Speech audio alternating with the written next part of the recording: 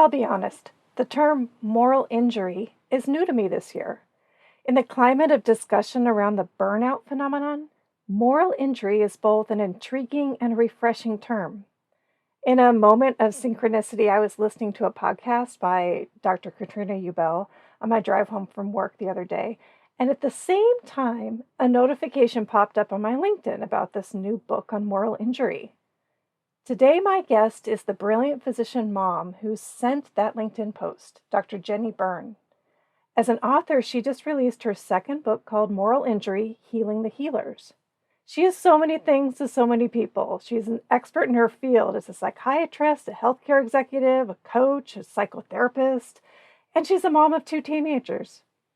Keep listening for our discussion and her expert insight on moral injury and how to heal the healers. Find the full transcript and more resources for physician moms at inspiredmommds.com/9.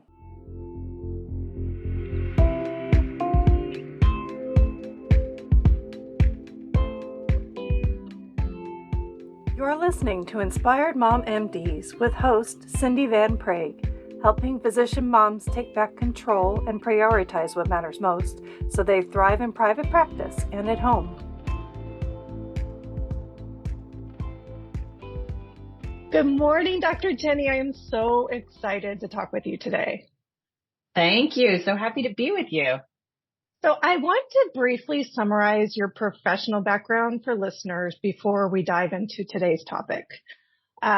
Here we go. You have a dual background as an MD, PhD in neuroscience and psychiatry, which gives you a unique perspective on the biological and psychological aspects of human behavior and health. You use that knowledge to work as an advisor for multiple healthcare innovation companies, transforming the delivery and quality of mental health care. And you're a seasoned entrepreneur, and you've worked as a national C-level leader, creating and innovating clinical programs. You also practice as a psychiatrist, specifically caring for other physicians in areas including depression, anxiety, ADHD, burnout, and moral injury. And lastly, you are a thought leader in the healthcare community and a best-selling author of your first book, Work Smart, a book on how to use your brain and behavior science to work smarter. And this brings us to your new book release, Moral Injury: Healing the Healers. Did I get all of that right? You did. It sounds like a lot when you say it like that. You are so accomplished. So I did download your ebook, and I read it all, cover to cover, virtually speaking. And I highlighted so many pages, but in particular, I was looking for the distinction between burnout and moral injury. Can you please explain the difference between those two terms? Sure. And I think as I'm describing it, if you have in your mind kind of a Venn diagram, they definitely have some areas of overlap, but there are also times when you may be burned out without moral injury, and there are times you may have moral injury and you're not burned out. So burnout has come to mean a lot of different things. People use it a lot. It's in the lexicon. There's a lot of buzz. Moral injury is a term that most people aren't familiar with, and it comes from the military experience. So as I was researching for this book, trying to figure out, what's wrong with our healers, like something is wrong inside, and burnout didn't seem to capture all of it. So I learned about the concept of moral injury, and what it says is 3 things. First, that you either do something or witness to something or part of something that goes against your values, which could be personal or professional values or ethics. Number 2, that it is ordered or condoned by a superior of yours. And then number 3, the stakes are high. So you can imagine, soldiers coming back from deployment. It's not really PTSD. It's not really depression, like something else is going on. And this described this kind of wound on their soul almost. And when I think about healthcare and what so many of the healers are feeling inside, to me, this just resonated immediately, that this deeper feeling of this wound, it's more of a wound. To me, burnout is like a low energy state. It's very industrial. You have a light bulb, it's burned out, you go get a new light bulb. you plug it in. And I feel like that's the message for healthcare providers is like, well, just, go take a vacation, take a sabbatical, go do some yoga during your lunch. And like, you're just put that back in, and that doesn't really seem to be working. Exactly. So I hear that too. So burnout sounds like something that could be a quick fix, whereas moral injury, if it's a wound to your soul, that isn't a quick fix. Well, in the book, one of the metaphors I used that I liked was kind of this idea of staging a wound. So a lot of us are familiar with that concept as a, physician or nurse or others, you have these wounds that you stage. So if you have a very superficial stage 1 moral injury, it might not be that hard to fix it. Maybe a vacation, some support, some talking to peers, maybe that's enough. But once you start to get down to the bone, stage 4, it's really hard to heal those kinds of wounds. They can be healed, but like you said, it's not a quick fix. Right. And you mentioned that with moral injury, the stakes are high, as they are in medicine often. A superior is telling you essentially kind of what to do. And what you are doing is going against your values, your core values. You're going against what you want to do. You're a little bit out of control in a sense. So why do clinicians value autonomy so highly? I think this is fascinating. When I work with companies, they really struggle to understand this concept. They really struggle to understand why clinicians value autonomy. But if you think about it, physicians in particular, that's our whole training. Our training is still this model of like, you're kind of responsible for everything, and you have autonomy. You have kind of the highest autonomy to make life and death decisions for people, and it's all on your shoulders. So if everything is on your shoulders, you darn well better have control over it as much as possible, because if you don't have control and you have all the responsibility, that is a very distressing situation to be in. So I think that a lot of people fail to understand too that autonomy sometimes is a feeling and not an operational. Like, we don't actually want every choice in the world open to us. It's overwhelming as a physician. We don't really want to have 6,000 medications to prescribe for one condition. No, that's too much. We want a curated list and the autonomy to decide what to prescribe without a prior auth telling us, no, you can't, without, the boss telling you, no, you can't prescribe that. Oh, it's not on formulary, blah, blah, blah, blah, blah. So autonomy is a feeling, and I think people don't understand that the way to generate the feeling of autonomy is not to give people every single choice in the world. That's not what autonomy means. It means for the critical decisions that really matter, making sure you have that kind of choice. Right. So as a physician in a specialty, we have a zone that we're in. Like you mentioned, you don't want to have all the choices in the world. You want to stay in your zone, but have the choice to move back and forth and zigzag and do what you think is right for the patient. And that's what most clinicians will say autonomy means to them. I want to do what I think is the right thing for this human being in front of me without worrying about all the other things that are swirling around. Right. One of the points in your book, which is something that is a good reminder, is that even though we are physicians and the audiences are physicians, we are all patients at some point. And how would we as patients or anyone else listening today support our healers? You're exactly right. And I know you work with a lot of moms in particular. So if you've been pregnant and had a baby, or you have a child and you go to the pediatrician, or, you are a patient, right? We all are at some point. So some of the advice I give in the book is, as a patient, what can we do? So I think the first thing that we can do is very simple, which is just to be kind. Give the clinician, give your provider the benefit of the doubt. They're running, 2 hours behind schedule. Odds are that they don't feel great about that. They probably feel guilty and ashamed. And as a physician, If I'm running late, I feel awful inside. I feel guilty and ashamed. So benefit of the doubt. There's one phrase I think that we can all use that goes a long way, because I know it touches my heart every single time somebody says it to me, which is thank you for all you do.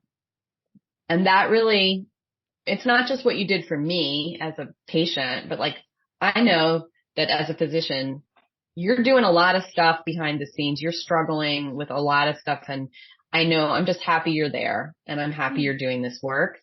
And those phrases may seem trite, but they take a second and they touch you at some level. And I think if nothing else, we can say things like that, or another phrase that really gets to the heart of thanking people for what they do. And I don't think physicians ever got really thanked after COVID pandemic. And I heard this a lot in my interviews, like, you know, yes, we had to be quote unquote heroes and all this. And then at the end of it, there was like kind of nothing. It was like, just go back to work. And it was like, we needed something, we don't want to be a hero necessarily, but some recognition of that and some thanking and some respect.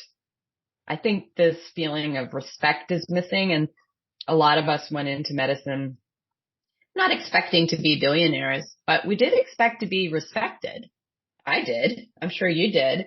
And when we don't get respected by patients or by others, it's really hard, because that, you know, we sacrificed a lot in our 20s to get here, and then not to be respected in your community or in your own house, or, you know, and you work with a lot of moms. I don't know what they're going through, but you know, to be a physician mom and then come home and expect that like you're going to put dinner on the table every night and it's going to be nutritious and wonderful. And like, to me, that's just like a very unrealistic expectation that is put. And a lot of physicians have this culture of being stoic, and you just put your head down and you just do it and you don't question things. But, to me, that's a lack of respect. You know, I have to say, especially for moms, this societal expectation that a physician mom is going to do all these things. I always ask myself, like, if I were a man, would the same expectation be there? And if the answer is no, then that's to me a flag. Like, I should go deeper and see what's going on here. Exactly. So many good points that are resonating with me. And also, you know, with physician moms that I've spoken to also, who mentioned essentially feeling like they need to be superwoman, like you're saying, do it all, and not need to ask for help, and do it all right the first time. And also going back further when you said, I don't think it's trite. The comment you said, thank you for all that you do, is so powerful. I recall the very first time someone said that to me, and it just takes seconds to say it. And this was maybe a couple of years ago, and it had such an impact to me. So I think you're really on to something with just a simple, heartfelt thank you to clinicians that you encounter for all that they do. Just beautiful. If nothing else, you know, if you had one or two people a day that came into your office or your virtual office and said that to you, that's it's a Band-Aid to moral injury, but it is a salve, right? Like, you know, again, if your wounds are superficial, sometimes that kind of support from your environment is what heals you. So it doesn't cost anything. I mean, obviously, if it's not sincere, don't say it, but it doesn't cost anything. It takes a second. And I think it's grossly underestimated the impact that kind of thing can have. Right. And I think that pulls in a bit of something you talk about in your book about almost the sense of community, or healing through like a community with others. And can you speak a little bit more about that? It was beautiful too. Sure. So the concept of moral injury that came from the military, they also have how to heal it. And one of the first things is to recognize it, call it by its name, and then to support one another. And it's a peer support that is the most powerful.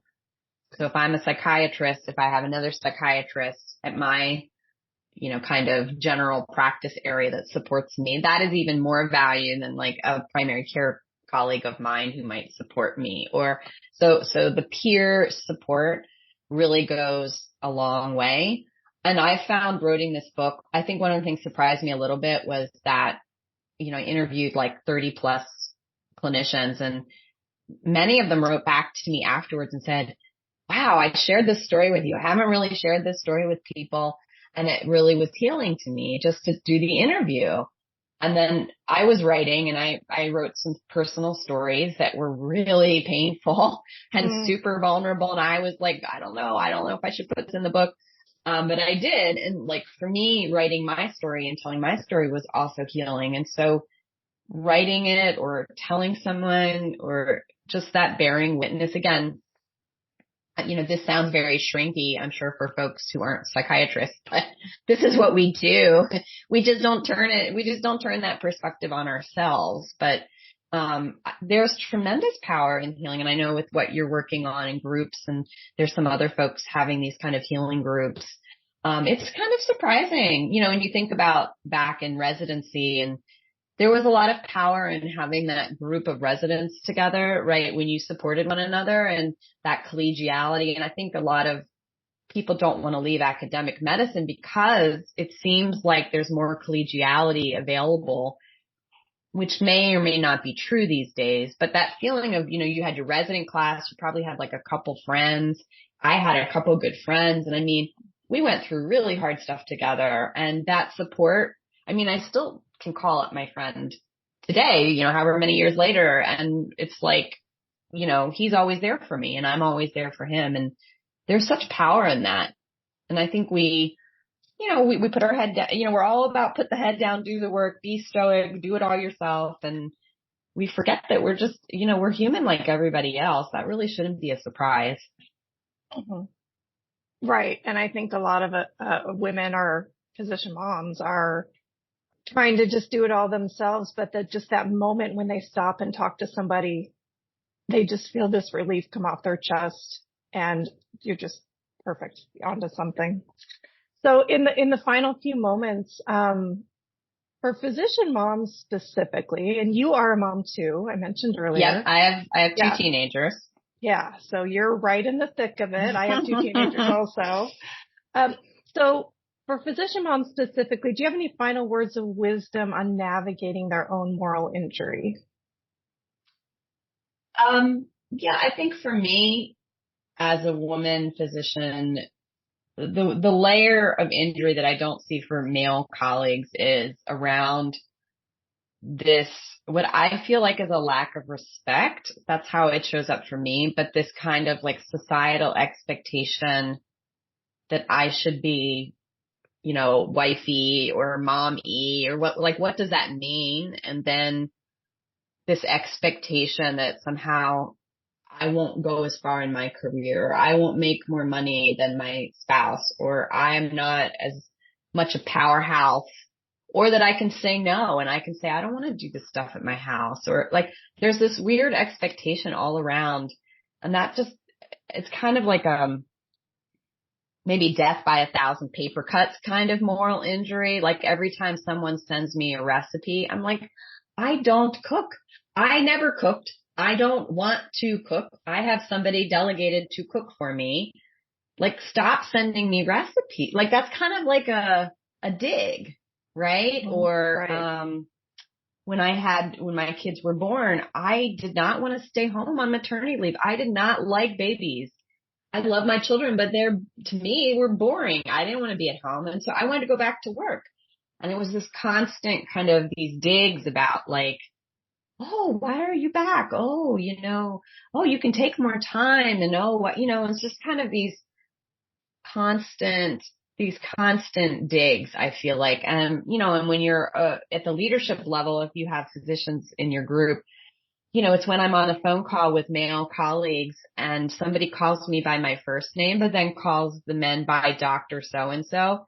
Like that one makes my head explode. And I have to then decide, am I going to like make a big thing about it and call them out, even though they probably didn't mean to do it? I got to call them out. Like it's on me to fix this. That happens all the time. I struggle whether to use doctor when I talk to people because I'm a very first name kind of person. Like I'm not overly stiff and formal, but at the same time, if I don't say doctor or I don't put MD PhD after my name, I find that people forget that I'm a doctor and they forget. And so I kind of have to like put these degrees up and put these things on my name. So that's like a dig, right? Like there's a lot of that stuff to me for women. And I guess my parting words of wisdom would just be like, you are not helpless. Being a physician means that you have opportunities. Being a physician means you probably have a little more money in the bank. You can make choices. I have made a choice to have a household employee. That means there are things I don't do. My kids don't go to private schools, for example. That lets me pay for the housekeeper. The housekeeper does the cooking and the cleaning. Like you have these choices available to you, and then you choose what is right for you. My choice isn't necessarily, maybe you love to cook and that brings you joy. You should totally cook. But you have these choices, and don't let society pressure, like try to tell you you don't have choices or make you feel like you're helpless, because you're really not helpless. You really have autonomy and choice. You just have to kind of, be willing to open your eyes to all of the possibilities, and then to ignore the pressures that are just going to come at you from all directions, frankly, even from people who mean well. They're just going to constantly dig at you. So well put. I won't even try to summarize. Perfect. So as we wrap up, if people want to reach out to you, maybe even, as a psychiatrist or just to reach you, how can they best reach you? Yeah, honestly, the best is LinkedIn. That's the only social media outlet I'm on. You can connect with me and just send me a message there. I do see physicians who need help. Mm-hmm. And if that help turns out to be a medication, I think I can see 12 or 13 states I can help people in that manner. If someone is looking for like a major life pivot and they want more of a coaching experience. So I really just would say, reach out to me. If you're interested in moral injury, check out the book just to kind of learn more. But I'll do my best. If I can't help you, I will always respond, and I'll always try to connect you with somebody who can. Okay. I'll put your LinkedIn, link in the show notes, and your book as well. Moral Injury, Healing the Healers. Fabulous book. Fabulous. Thank you for reading it so quickly. Back to back. That's wonderful. Easy, because I loved it. When I get into something, I just devour it. So that's how it was for me. So I wish you all of the best, and thank you for all that you do. Truly, from my heart, I'm saying that. And I just thank you so much for talking with me today. Thank you. And same out there to you and all the physician moms listening. Thank you for all you do. It's, I get it. I appreciate you. And hopefully you'll have a little kindness in your day.